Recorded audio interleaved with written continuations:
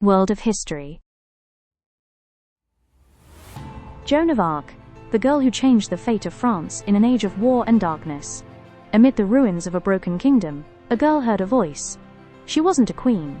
She wasn't a warrior. She was a peasant. But she believed. And that belief would set a nation on fire. This is the story of Joan of Arc.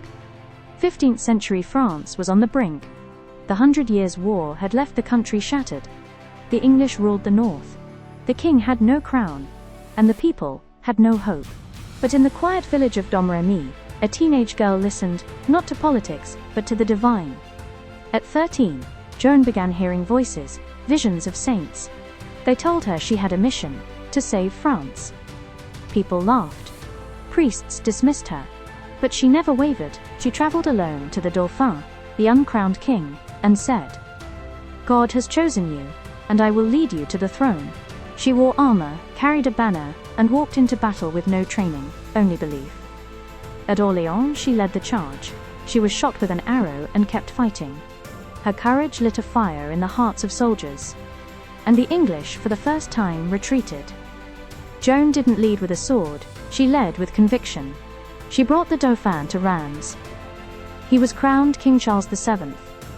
France rejoiced. Joan had completed her mission. But politics had returned. The court grew quiet. The king, once desperate for her, now turned away. To them, Joan was no longer useful. To her, the mission wasn't over. Joan disobeyed orders. She fought on.